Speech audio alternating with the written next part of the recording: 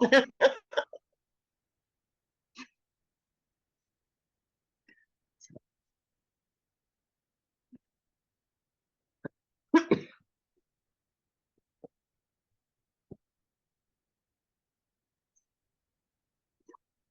I don't know how have everyone been starting right at their start time, or are they waiting a couple minutes, or It's varied, but I think you can okay. wait a couple of minutes. Yeah. Most people at this point have gotten used to bopping themselves from room to room. But on the other hand, they've also gotten distracted. It's easy to do. It's like, oh, we can just talk a few more minutes. Yeah. Sure. So it's up to you. Okay. Don't waste your limited spoons due to Oh, COVID on waiting I'm for not. other people. I'm not worried. Just curiosity, where are people joining from? What kingdoms are you in? West. Okay, West. On tier. Woohoo! On tier. On tier. Ready, Ace. Yay! Trimaris. Wow, other side of the country. Awesome. Very cool. And Jacques, I know where you're at. We're in the same barony. And I'm from Eldermere, otherwise known as Ontario. Okay. Very cool. Very cool. Well, I'm from out here briefly at one point. Sorry. I'm sorry, what was that? I may pop out halfway through. Sorry. Okay, that's fine. That's Thank you. fine. Hey, Melissa, I see you. I'm in Ontier. I'll just tell you a little bit about myself while people are coming in and whatnot. So my SCA name is Jess Gateman. I go by Jess. My pronouns are she, her.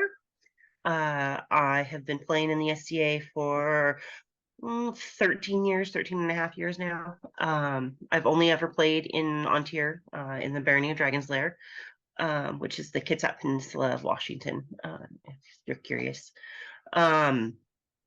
Gate is my favorite thing. I absolutely love to do gate. It allows me to participate in an event and do something while also managing my disabilities. So it's my absolute favorite thing. I will sit gate all day long if you let me. They often make me leave. I don't like it. I'm like, oh, but I'm having fun. I don't want to leave. I do a lot of service, and I'm now starting to branch out into arts and sciences with sewing, and I really want to get into lampwork bead making. But I'm now our Barony's first EDI officer. EDI is something I care about a lot. I am disabled both physically. I have chronic pain condition and a couple other medical conditions, and then I also am autistic ADHD. So I get to deal with that lovely stuff and all the executive functioning that goes along with it. So I have my challenges. Excuse me. And right now, currently, I am dealing with COVID. So I got that challenge going too. But accessibility and disability advocacy is something that's very near and dear to my heart. I grew up in a household with a disabled sister, and now I'm disabled myself, so I've kind of seen both sides of it. And so I'm all about trying to make our events as accessible as possible for everybody within the SCA, so that if you have a mobility issue, if you have a developmental issue, if you have something that's going on, I'm trying to remove as many barriers as I can, so that we can create a society where everybody can play and everybody can feel like they're contributing. So with that, I came up with this class called Accessibility in the SCA, and simple things that people don't necessarily think of right away when it comes to making events more accessible, because they just have never had to think that way. And when I talk to people about this, a lot of times I hear people say, oh, I never even thought about that, or that's, wow, that you gave me something to think about. Because it's just, if you don't live it every day, you don't think about it. So basically, it's about changing your perspective and just looking at things from a different way, a different point of view. And I do have a thing. If I can get, I think this is what I want. I'm going to try to share my screen and see if I can get the right screen. Okay, that's not the screen I want. Up here. Oh, no. Oh, my controls are in the wrong way. There we go. No, I just had it.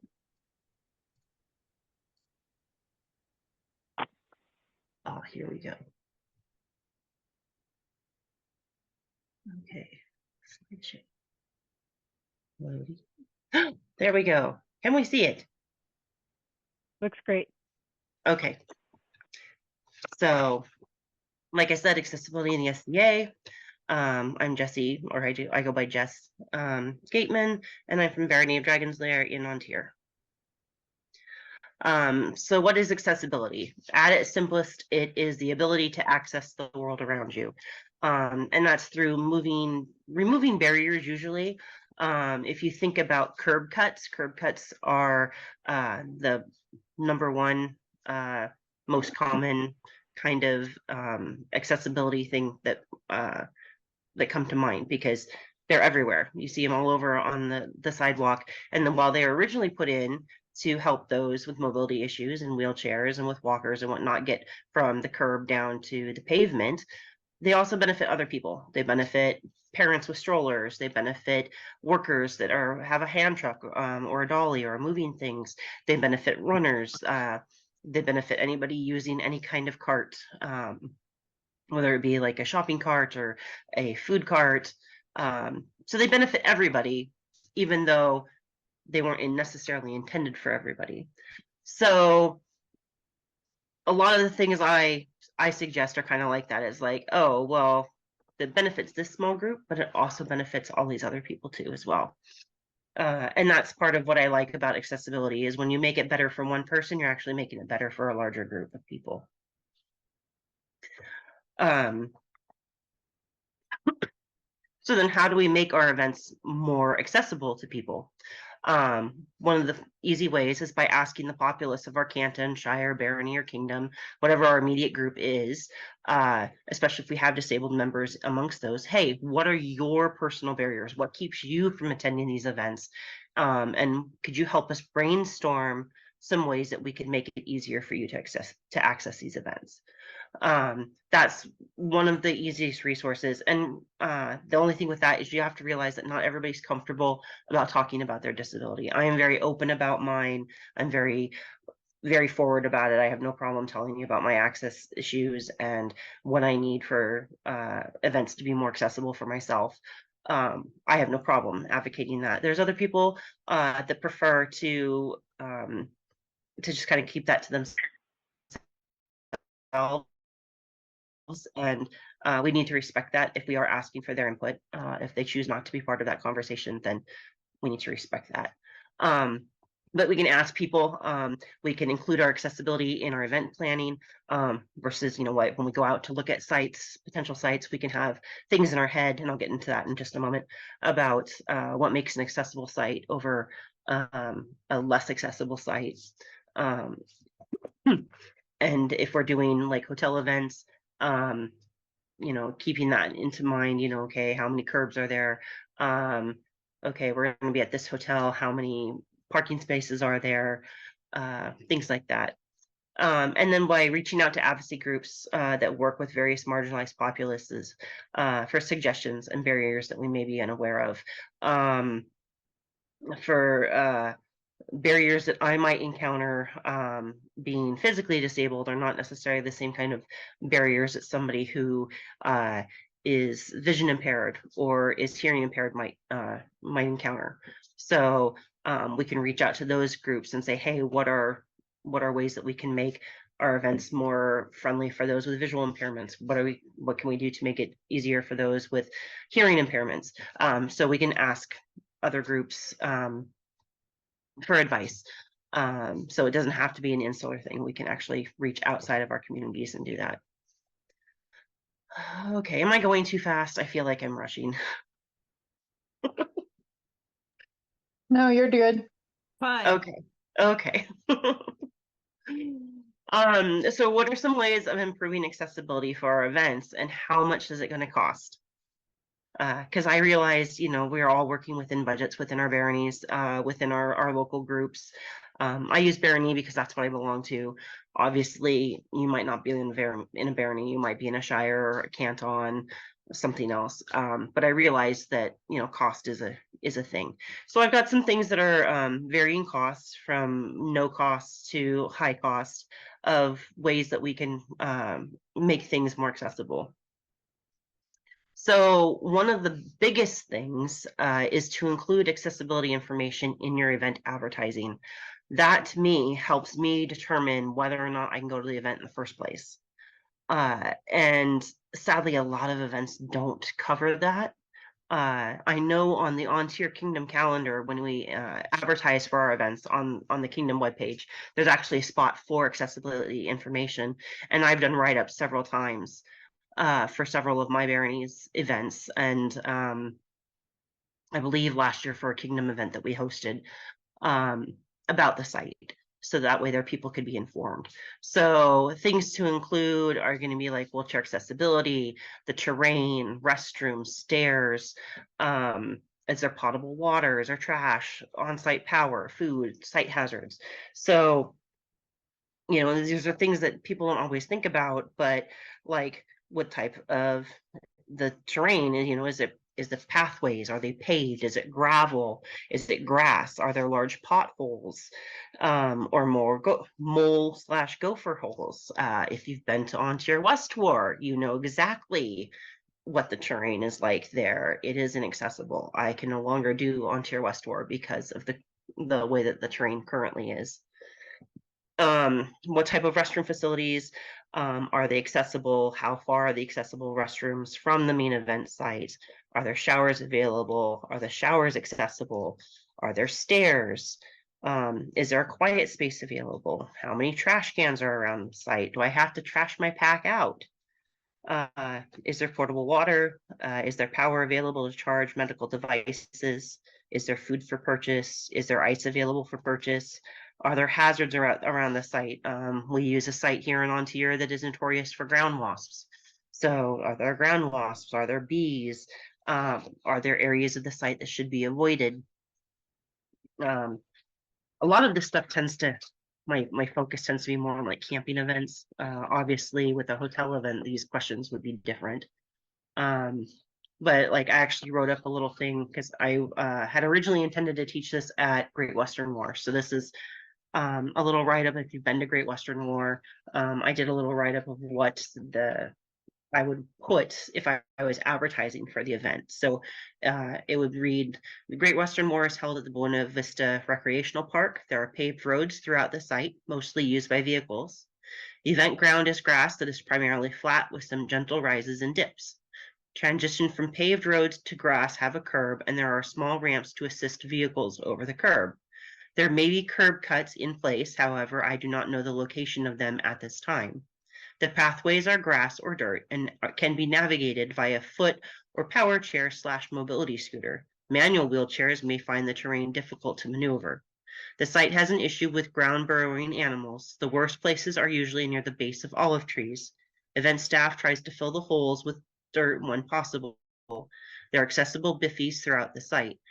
There are stone privies on site. The stalls are narrow and cannot accommodate a wheelchair or wheelchair transfer. The stalls don't have doors, but fabric curtains are provided by the event. There are shower trucks provided, however, they are only accessible via stairs. Stalls are small and cramped and may not be comfortable for those with claustrophobia. Dumpsters and potable water are available on site, as is ice for sale. For a list of food merchants, see the event website. The site does become quite dusty when dry. There's a water buffalo that comes by once or twice a day to water the roads to help keep the dust down. There is shade throughout site, however, there may not be any available depending on where you're assigned to camp. If you have questions regarding site accessibility, please contact me and then I'd have my email. What's a So water buffalo? What's a water buffalo? Water buffalo is a large water truck that goes and it sprinkles water on the ground. Okay. So it's just a term for a truck that carries a big water bladder or water tank. And for those that in other kingdoms, in Ontario we use biffy as the term for porta potty, porta john, porta castle. I've heard all sorts, Santa can, a portable bathroom. We call that a biffy. So you'll hear me use that a lot because that's what the term I'm used to. So that's just a sample of a write-up that I would do for an event to try and give an overall picture of what to expect. And that I don't think I didn't include in this that they do have power for charging medical devices. And I found out this year that there is a accessible restroom, just not near where I was. So just basically, if you're on an event team, you know, give thought to what can I write up to let people know what this event is going to be like, what the area they're going to be in, and whatnot, so they have a better idea. Because, like I said, this event, Great Western War, I can do because the site is relatively flat, but Ontario West War, which has the problem with the gophers and the moles or whatever the ground animal is so pitted and whatnot that I can't do it. It takes too much toll on my body to do that site now. So that's one way that you can increase accessibility to your events for free, is just have a thorough write-up on what an attendant, a person coming to the event can expect from the event site. This is my soapbox issue. This is what got me started in accessibility, is trash cans. And people never understood it when I was constantly going on about we need trash cans, we need trash cans.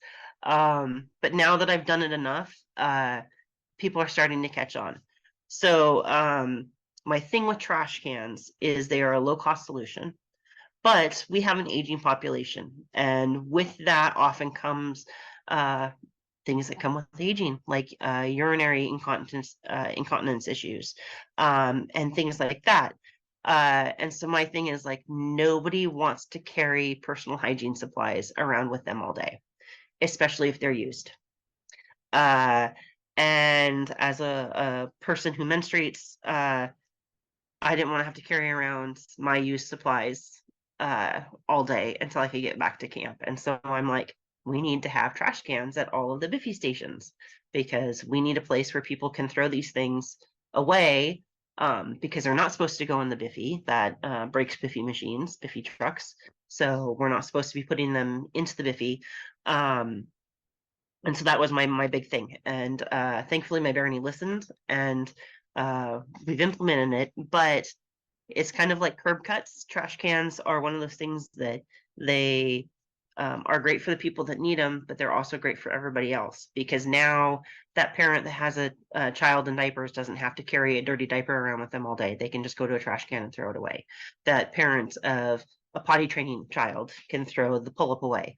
That person that's menstruating can throw away their menstrual products. That person that maybe has incontinent issues or has to catheterize themselves or whatnot, they can throw things away, just be done with it, not have to worry about carrying it around, not having to worry about it falling out of their bag or their basket or whatnot.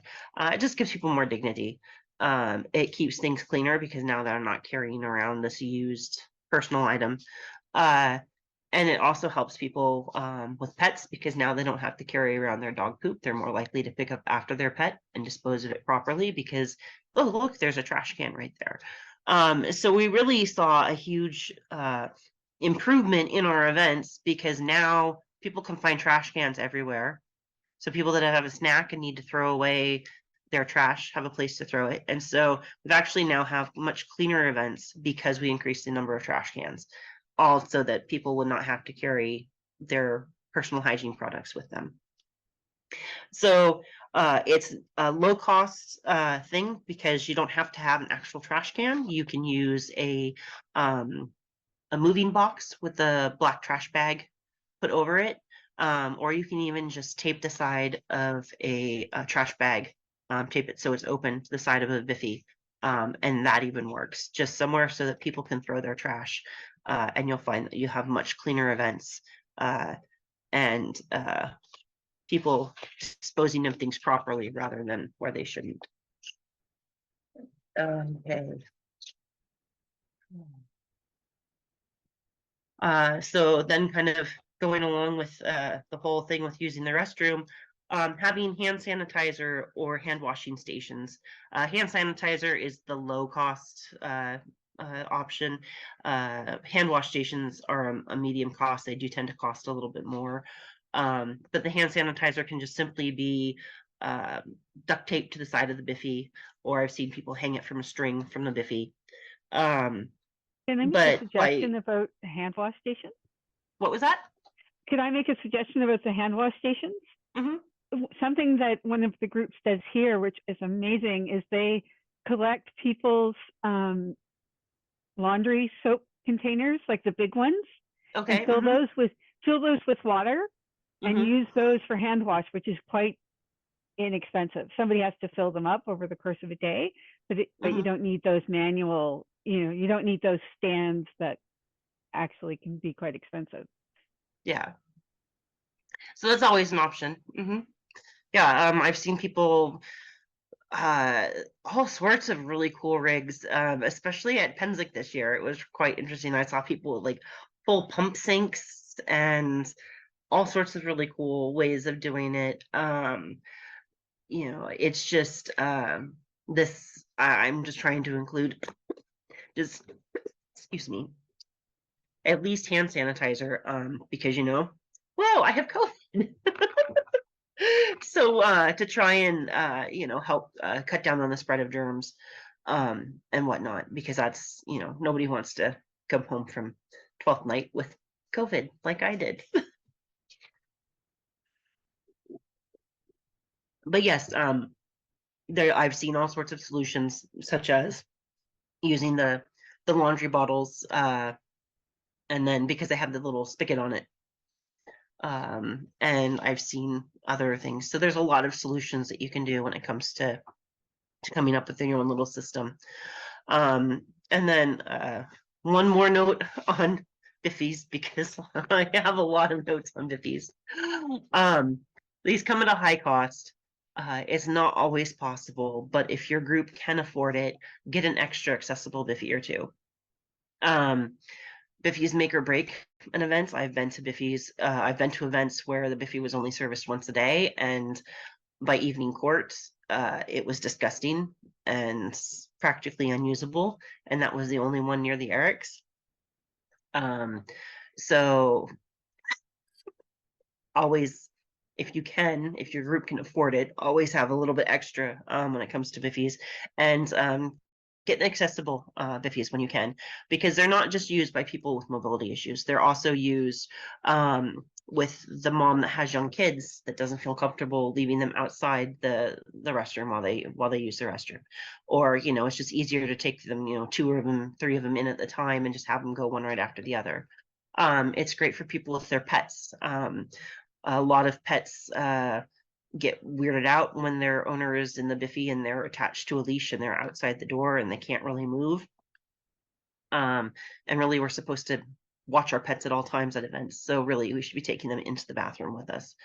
They're also great for those fighters who don't have the time to completely undress out of their armor. They just need to use the restroom real quick and then get back to fighting. Gives them more room to move around and access what they need to access. Also those that are in like full Elizabethan with the hoops and the skirts and all of the layers, they also need accessible restrooms for using the restroom easily and efficiently. So when you can, if you can, try and get an extra accessible Biffy or two, because they will benefit your whole group.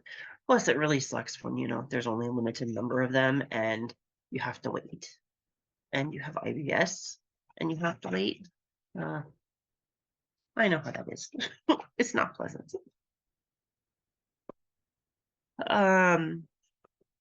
So quiet spaces or sensory spaces.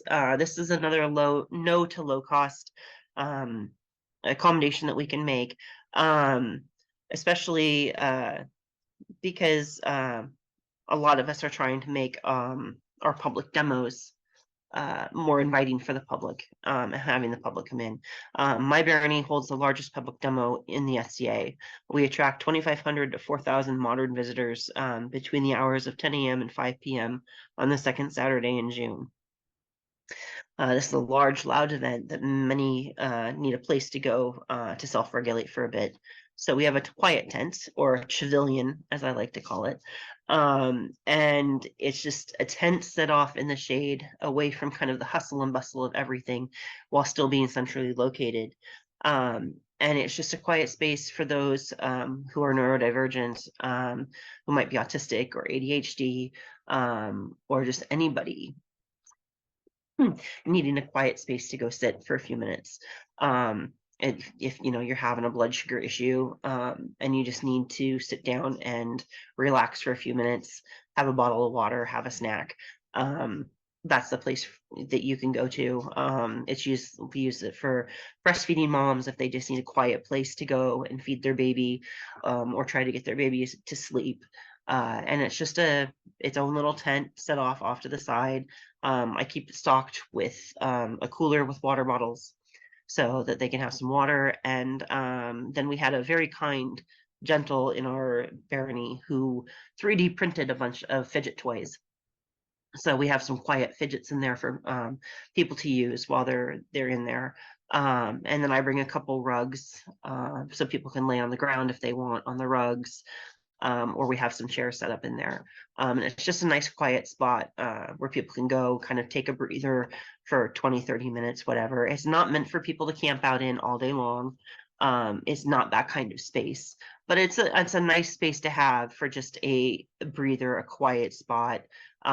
Especially like if you're day tripping and you don't have a camp to go back to relax for a few minutes, but you just need to get away from it all. It's really nice having the quiet tent. And then it doesn't always have to be its own space. At hotel events, that quiet space has been shared with like Scribble, because usually the scribes are pretty quiet. It's just them painting or writing, doing their calligraphy. And so it's a relatively quiet activity. And so we've had them share before without too many issues. So having that quiet space can really be the difference between somebody attending the event all day and staying for court and staying for everything, or only being able to come for part of the event and then just getting so overwhelmed that they have to leave. And like, I take sensory breaks at events. It was just at 12th night and it got loud and crazy, and I had to go outside for a little bit and take a little bit of a quiet time. So, you know, everybody can use them from time to time. Accessible parking is another big thing. I can't tell you the number of events I've been to, specifically camping events that are set in fields, and a lot of our events are in our cow pastures or other large fields. And the accessible parking is miles away from everything else. I mean, I've literally had accessible parking a half mile or more away from my camp, and I can't do that. Like, I can't walk that far. So you'll need more accessible parking than what you think you will for the event. And if you think that much, then no, you actually need a little bit more. It's amazing how fast it fills up.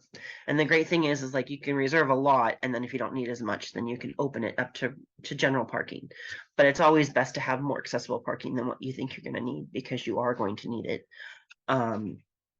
Because there's a lot of times I can't even park my car. I have one of my friends park my car because I can't walk the distance from where my car is back to camp and not have issues. And that's no fun. Nobody wants to have issues and be in pain and unable to enjoy the event while they're there. And you can make simple, I have this as low cost because you can make simple handicap parking signs. Thank you. Accessible parking signs on your computer. I just have one of our state ones that you see in a parking lot. I have an image of that, and I just printed off on cardstock, and then I put them in clear sheet protectors because this is Ontario and it rains. And then those get stapled to stakes, wooden landscaping stakes, to mark out the extra accessible parking. Sorry. Take a breather. Mhm. Your first 30 minutes is up. Okay. I'm going to mute myself real quick while I blow my nose. Go right ahead.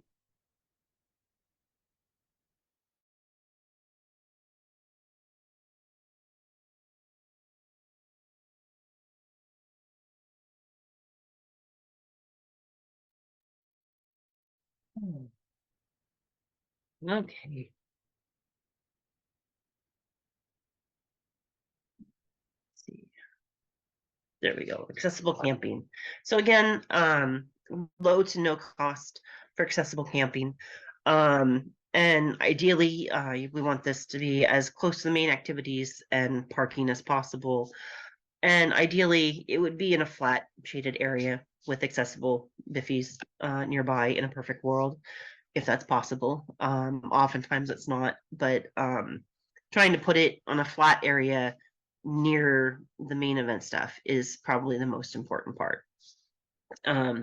It's hard when, excuse me, it's hard when you're camped real far away from everything and have mobility issues to get to and from everything that you want to do. I realize it's not always possible and whatnot.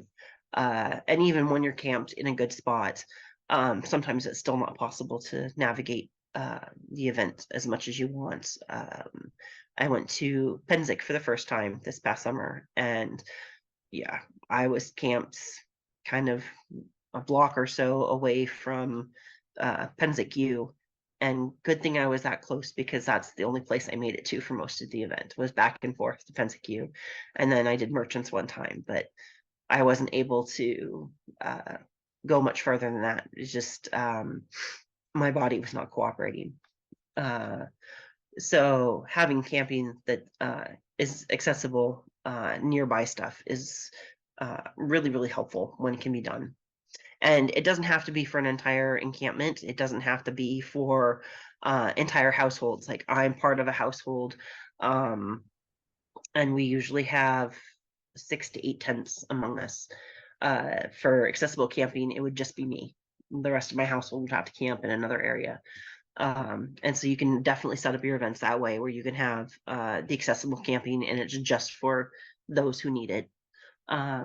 Or if you have the space, then you can have certain accessible camps that can be larger and fit entire encampments. But that's obviously space dependent and your event dependent.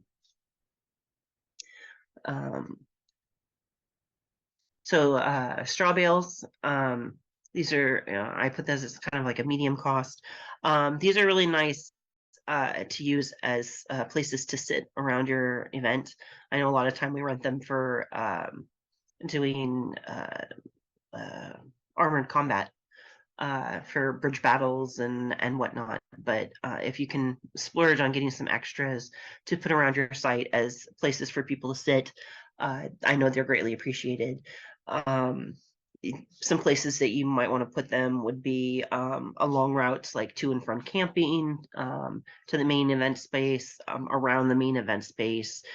Definitely a few in merchants, because sometimes I need to take a sit. And I need to take a little breather while I'm doing all my shopping. And just some to and from parking. That way there people can take a break if they need to, catch their breath, or just if they're waiting for somebody, it's nice to always have a place to sit. Obviously benches would be much nicer, and it would be wonderful if we could do benches, but again, benches come with a higher cost. And with benches, not only is there the cost, but then there's the storage concerns of who's going to store them, who do they belong to? Do they belong to the barony?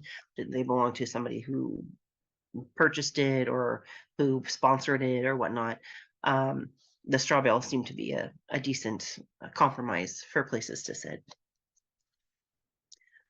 Golf carts, they're a high cost, but if you have an event with a large footprint, they are a lifesaver, especially if you're on the event team and you have to get around a large event, then golf carts are great. We use them in Dragon's Lair when we host our big demo event.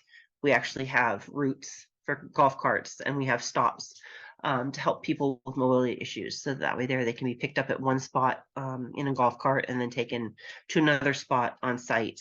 Let's say they're up at where the heavy fighting is, but they want to go down to shoot archery. Well, we have stops that they can catch a golf cart from the main event space down to and ride and then down to where the archery space is, because it is a little bit of a trek.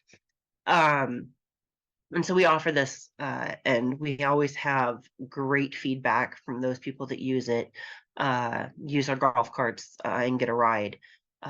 They are, like I said, they are one of those cost prohibitive things that is not feasible for a lot of groups just because of the cost of renting golf carts. But if your group can afford it, getting a couple that they make ones that seat 6 people, and it's really great to and a huge help for those with mobility impairments that want to get around site. Plus, they're fun to drive.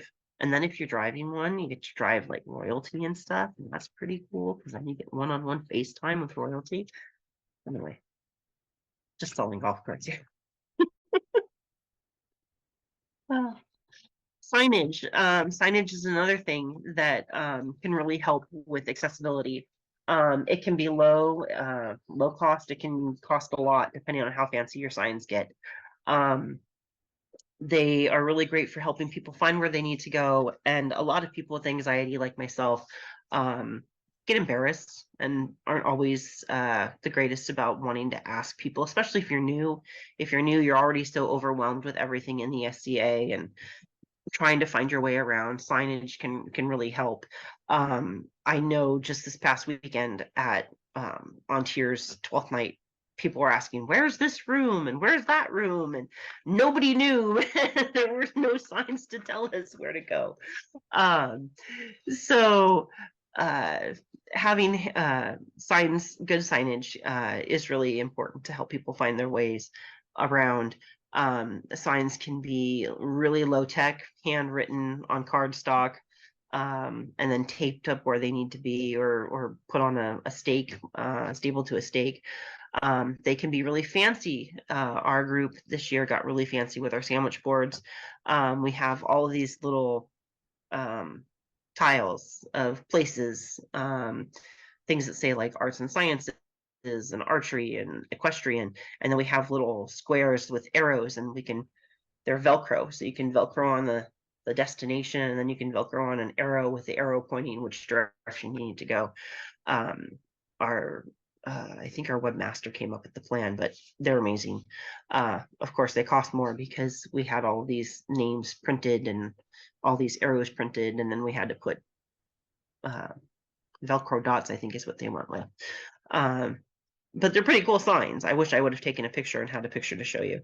But signage is one of those things that really can help with the events, as well as like having a couple maps with a "you are here" kind of symbol on them, so people can help find their way around site. Because I've been to some sites and I've got twisted up and tangled up and lost before, so it's always great to have signs when we can.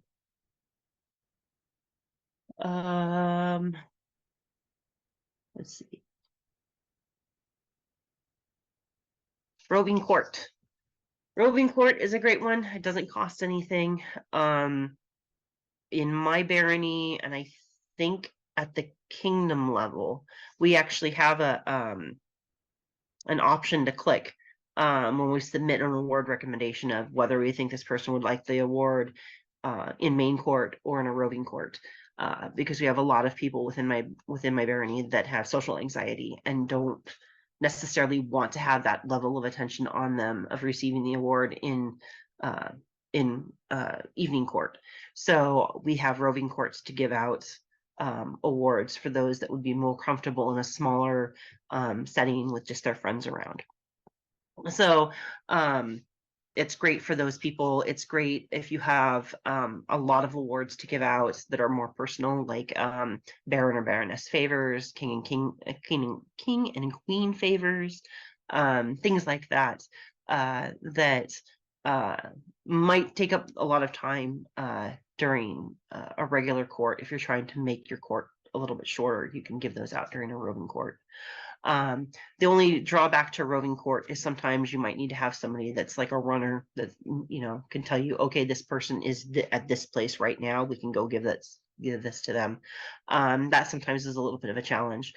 But aside from that, roving court has had a great impact at my barony. People seem to really enjoy it. As the court reporter, it does make it a little, you got to make sure that the person that's assisting with royal court is getting everything to the court reporter, though, so that that can get sent in to Kingdom. Because we just So- had one that. Sorry, What was there's a couple questions Mhm. in the chat. The first one is, what do you do when, well, I'll actually just read it. That they've been advocating for mobility disabled handicapped people at Gulf Wars and have Mhm. been relatively ignored by those who have no real understanding of what's going on. It's Okay. a struggle. And That's, so yeah. so they said we have a designated area. Uh-huh. Obviously, there are reasons why that's not a sufficient answer. What sorts of things might you suggest that they could do to help improve that situation? So, okay. So they have accessible camping, but it's not sufficient. What, I guess I don't understand the issue.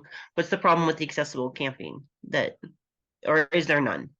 So this is my question. They do Okay. have a small designated handicapped area. You're allowed to Okay. bring one person to help you, through basically the week. Mhm. They make sure that there's no one there to help put up your tent if you have nobody to help you. Mhm. They make that very evident on the website that you're doing it all on your own. Okay. Basically, all they're providing is a spot near, in the general location of the merchants and the food area, and electricity, and of course the porta potty or the flushy toilets. Okay. Yeah, okay. But there's a lot of things that many people need, that they don't provide. So in my case, I am a land liaison for a camp of 50 people, 6 of which last year were registered handicapped people. And this year we expect more because we are definitely a pro handicap camp. Okay. And so the others in the camp, we all take care of ourselves. Okay. Mhm. So, and if you are having an episode or, a heart episode or a epileptic episode or whatever you Mhm. need, there's always somebody there to help you. Mhm. So we've suggested over and over and over to Golf Wars, powers that be, the autocrats and whatnot, things that can help those that are not in the handicap accessible area. And that's their answer. We'll just move to a handicap accessible area. Well, that's not always reasonable. My family Mhm. isn't there to help me, Mhm. and then I'm excluded from all my family events because, quite frankly, I can't walk to the camp. Yeah. You're basically a prisoner in that area. At Yeah. least in my encampment, even if I'm a prisoner and in that encampment, I'm still with the family members I haven't seen for a year, Mhm. Mhm. And so that is, I think, maybe I misunderstood this class. It sounds more like you are giving out information to the kingdom officials to help make their events more accessible. But Well, for this, those of yeah, us for anybody. I who, mean, yeah.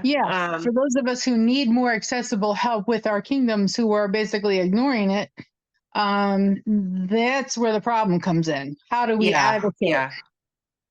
And have you gone to your seneschal, your kingdom seneschal, and they're not doing much, Well, or no. No, okay? basically they tell us, that's their pat answer is to stay in the handicap accessible area, and that's that they don't want to deal with it, and they don't want to have to make any monetary accommodations with extra handicap porta potties and things like that, because quite frankly, like there's not enough of you to make a difference, so you don't have to come. And that's the wrong attitude they have. But 'Cause it that's the shouldn't matter. attitude. I get it. I get it. Attitude. 'Cause I've been dealing with that attitude for most of my life. I get that attitude, and it's wrong. I mean, we're all here because we enjoy the SCA. We're all here because we want to play the game, and we have just as much of a right to attend events as any able-bodied person. And while they legally can't like provide assistance, there's a lot of things that go into it with what they can do and what they can't do, but they can totally making small accommodations, that do not affect anybody except the person who's there. Like if you needed a hay bale in your encampment, I mean, how hard would that be? Especially if your encampment was going to buy the hay bale and put it in there, but they said for whatever reason it's a fire hazard, that kind of stuff. I don't know. They just came up with all this, no, that's not going to work. No, that's not going to work. No, that's not going to work. And I'm like, you're making it impossible. People just give up. Is it done? I don't know how Gulf War runs because I've never been. Is it run by the same people every year, or does it have new people running it every year? It is run by, I would say the autocrats change frequently, if not every year, but there's a standard core, and have they done things like walkthroughs with their community to get advice on what to do? Because that might be something you could suggest. Well, I have had meetings with the handicapped deputy because the handicapped person, in charge was not available. But there's a difference between the handicap coordinator that only runs the camp and everybody else that goes to the war that's handicapped. The needs are expressly different. And that's what they are not accommodating or helping per se. Does that make sense? They're forgetting about the rest of us who don't want to be in the handicapped accessible camp when we can be taken care of more, actually better by our own encampment family members. Okay, and so what do you need to stay in your own encampment? Like, what would you need from the event staff? Well, a lot of stuff that you recommended is fabulous, and a lot of things they do. They do have golf carts that run circuits, but you will sit, like I tried the golf cart thing. I'm mobility impaired, amongst other things, and I tried that, and I sat for an hour and a half at the transfer station because the chairs were away from where you actually got onto the golf cart. And once the golf cart arrived, people swamped the golf cart. And I finally just gave up and went back home. And that's just, I'm like, I'm done. I can't even get up to the immersion area. Yeah, I'm sorry. No, it's not. That happens. That was me trying to do their system. And if it rains even a drop, they stop running the golf carts. So God forbid you're in the immersion area, you're going to get stuck there. Okay, there's no way for you to get home. They won't run a golf cart in the rain? Nope. Not at all. Because of the mud at Gulf Wars? Is that what's going on there, or? I don't know if it's contractual that they won't run them in the rain, but as soon as it starts to rain, the golf carts stop. So, God forbid it rains because you're on your own. I'm sorry, that wouldn't happen in Ontario. Yeah, well, if it doesn't rain. it's really and that like I said, it has made people prisoners in their camp for sure, but they're at least still going and trying to participate as best they can. Okay, and I understand that aspect of it because the last time I did Ontario West 4, the ground was so uneven. I made it down to merchants once because A&S was right next to Merchants, and my daughter wanted to do a class. And so we went down, we did the class. I did one loop through Merchants, and then I hobbled back to my tent, and I never went any further. I Yep, just went that was between it. my fire, between my baronial encampment and my tent, and then my food plan was right behind my baronial encampment. So I just stayed in my little triangle for the rest of the event because I could barely move. Like my body was just so Exactly. If unhealthy. you push it, you're down for days and recovering. Yeah, I understand.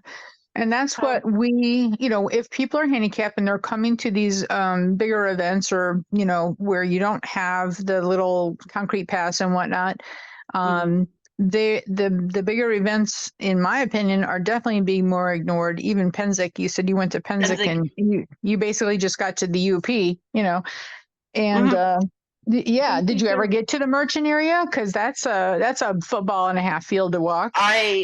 I did, only I went during Midnight Madness. And I didn't even make it through all of them before my back was like, nope, we're done. Yeah. I just wanted to interrupt Yeah. to give you your 10-minute warning before it's 7 o'clock. Okay. Well, So, anyway, I didn't want to take all the time. I'm just pointing this out, that there is a definite issue with the larger events that needs to be addressed. no, and I totally agree. I completely agree with you on that. And yeah, Penzic should do better with, they've got the golf carts. They could be implementing them much better than what they are. The bus is a joke around Penzic. I've only been to one Penzic, and yeah, I was like, the bus? People are like, we'll just take the bus. I'm like, what bus? I never see the bus. The bus never comes by. So yeah. Right. We have another, we have another comment Yes. about that legal accessibility is not always sufficient. There can be a big gulf between it and actual factual accessibility. I don't know if Tiffany would like to speak more on that. And another comment about, as an event venue owner, where should you put biffies? Okay, Tiffany? I can speak more on that. I put my example in the comment for you to read, or I can read it for you if you like. Sure. So the example that she provides, or they provide, where I am, to be considered accessible, you only need to be able to get a wheelchair or walker into a stall, close and lock the door. You don't have to be able to get up beside the toilet, or actually have access to the toilet in a meaningful way. And that happens more than people are aware of. That kind of thing is so unfortunately common. I'm sorry, I hope I'm pronouncing this right. That really spurred me on with what Kalani said. That yeah, a lot of this is, and it feels like the powers that be sometimes do ignore us, but they don't realize this because they don't see it. Exactly. That's why, exactly. if somebody's waiting in a long line, especially in the washroom, I will happily let somebody go in and use the accessible stall, because then they see this kind of stuff. Because really, especially if it's a young mother with a stroller and lots of bags, they see it and they're like, oh my word. Yeah. And that's where, it's like, I hate that the burden of this is on us, but that's one of the things that, unfortunately, nobody's going to advocate for us like we will. So we have to be willing to step up and step out of our comfort zone. I don't mind the give and take, but there's gotta be, when we give, they gotta be willing to take the direction.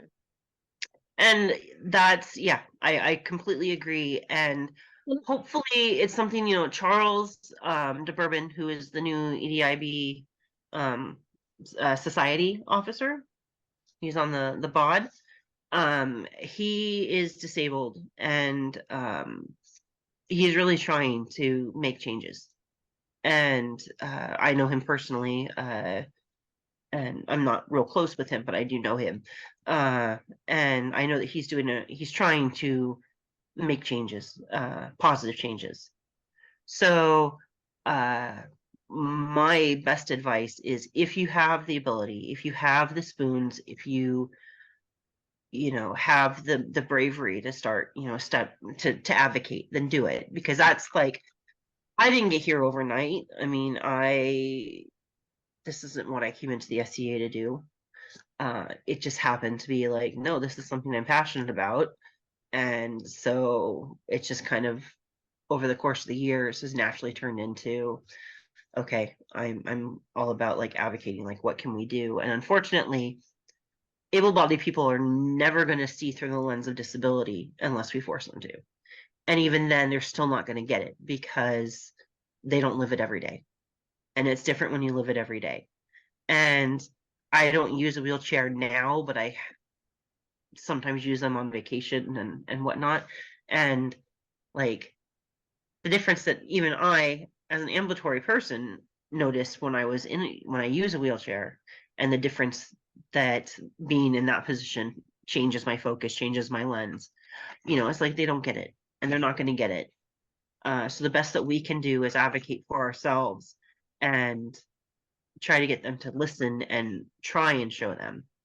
Like I said, for me, it's been incremental. It's been small. It's been trash cans. That was my thing. Trash cans. Let's get trash cans. And I pushed and I pushed and I pushed and I pushed and I pushed, and they listened. But it wasn't an overnight thing. It took quite a bit of me being like, this is why we need them. This is why we need them. This is why we need them, for it to kind of sink in. And I don't know, maybe I have the benefit of being in a more liberal area where people are more willing to listen to marginalized communities. But people don't realize the disabled community is the largest marginalized community in the world. And it's the only marginalized community that anybody can join at any moment. And so sometimes it takes reminding them of that you're only one car accident away. You're only one fall away. You're only one split-second decision away from being disabled as well.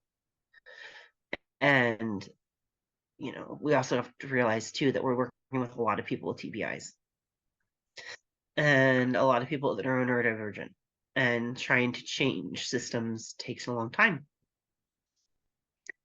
So,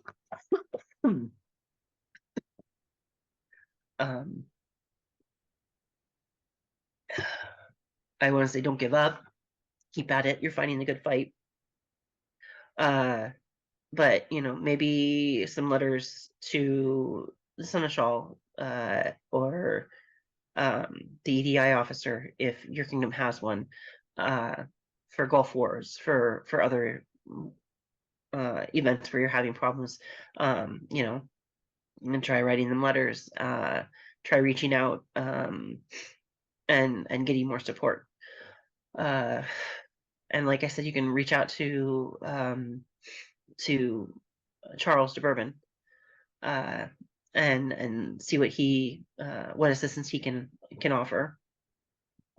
I just wanted to say it's 7 o'clock. There's nobody in this group afterwards, so if people want to keep chatting, I think the time frame, I wasn't quite sure whether it was an hour or an hour and a half, but anyway, we can keep going. I don't know if it was an hour or an hour and a half. I think it was supposed to be an hour and a half. Okay. But because it was a keynote, they said 60 to 90. Yeah, so I figured that meant you could go on as long as you wanted, up to the hour and a half. But just so you know, so you don't exhaust I just have a yourself. couple more quick points that I'll cover, and then we can just kind of talk. So we got the roving courts, silent heralds. So if you don't know what those are ASL interpreters for courts. So we want to strive for kingdom courts and larger local courts to have them, but obviously you're kind of at the mercy of who in your populace knows ASL and knows it well enough to be able to interpret a court. There are SCA signs for various kingdoms and lands. I know that on tier is a lion, so it's on tier and it's the lion rampart. So if you can, silent heralds are always an amazing addition to court. And then court narrators. This again is no cost. This is somebody that will sit in court with a person with that's blind or vision impaired and kind of describe the pageantry of what's going on, especially like during elevations when people might have a large processional come in or be in really fancy gown or whatnot. They can kind of, give them the play-by-play kind of and, describe what the person's wearing, describe what's happening, that sort of thing. For somebody that has some vision loss. Kneeling benches, these are going to be a high cost. I think from what I've heard from Berenice that have had them made, around $300, I think, or more. They're usually made out of oak, so that they're nice and sturdy, and then they have a padded top along with a handle so that people can use to help regain their balance and stand back up. They're great for people, because we have an aging society, so we have people with bad knees, and then other people with mobility issues that can't get down and kneel. So the kneeling bench offers an opportunity for them to kneel without having to go all the way down on their knees and then get back up into a standing position from the floor. But again, the high cost is a barrier for some groups. Also, once you get the bench, it's who's going to store it, where's it going to be stored, who's going to take care of it. And then feast menus. This is no to low cost. To make your feast, you want to try and make your feast menus available as soon as possible, so that people can look through the list of ingredients to see if they have any allergens. And then you want to work with your head cook to have substitutions available if you have several people that are allergic to common allergens. Some of the things that we've done locally is we have like gluten-free options. So there'll be, the regular hand pies and there'll be gluten-free hand pies, or there'll be bread and then gluten-free bread. We also have we have our former seneschal, previous seneschal was allergic or is allergic to almonds. So we have almond allergies. So we always make sure that we have something that if anything has almonds in it is labeled really well, and then have almond-free alternatives. But when you're doing your feast registration, if you do pre-registration, I love Google Forms. I think Google Forms is a solution to tons of things. But you can put in your Google Forms an area for allergens, and people can write down what their allergens are.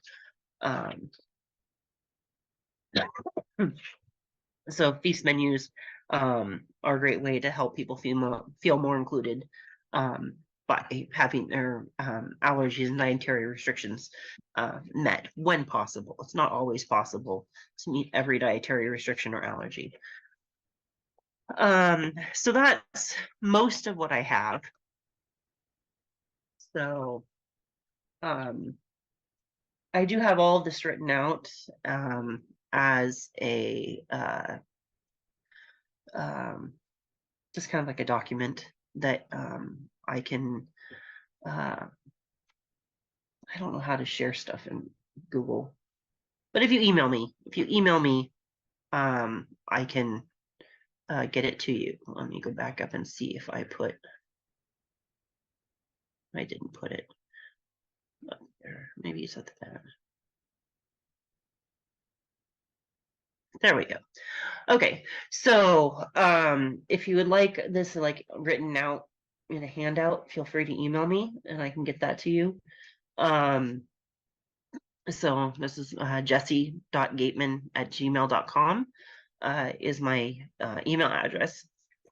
You can find me on Facebook. I'm Jessica Bennett on Facebook, and I'm in the On Tier, West, and Kaid Facebook groups. So you can try tagging me in one of those three groups to find me, or you can just email me directly if you have any questions or concerns, anything, any other tips you think I should have covered? If you have other ideas for accessibility, I'm always willing to hear them. I think this is something that as a group we can come together and hopefully make changes for the better and really work to make the SCA more accessible. Small changes add up over time, and I think that we can do that. Hopefully we'll make big ripples and nobody will ever feel like they don't belong at an event because we've done everything we can to make things as accessible as we can for them. So anyway, now I feel like I'm just rambling. I'm sorry, I'm sick. Stefania has her hand up. Is there a hand up? I don't Yep. know what your pronouns are. Sorry. She, her. So go ahead. You had your hand up? Yes, you brought up a lot of great stuff for in person. We've just come through a horrible, prolonged season of being isolated. What Yeah. about, there's still so many even prior to that that couldn't travel. What about hybrid events? I mean, for me, that's still a very viable option. So with I know mobility that issues. On Tier live streams all of their courts. So all of their royal courts tend to be live streamed. So like I know that they just live streamed 12th night. In Dragon's Lair, we live streamed court during our harvest feast, which was also our arts and sciences championship. So I know that depending upon where you are, some kingdoms and some local groups are doing trying to continue to do live streams so that people that can't be at the events can still watch them. So I know that there's still that, and I know that there's a lot of like ANS classes and like collegium type things going on online still too. I know Atlantia has done some, and I think the East has done some. I know occasionally I see them in my baronial Facebook group. Somebody's advertising for an online college course or collection of classes. So that's still happening, thankfully. Anything else? Hi, Heldora. I'm going to stop the recording.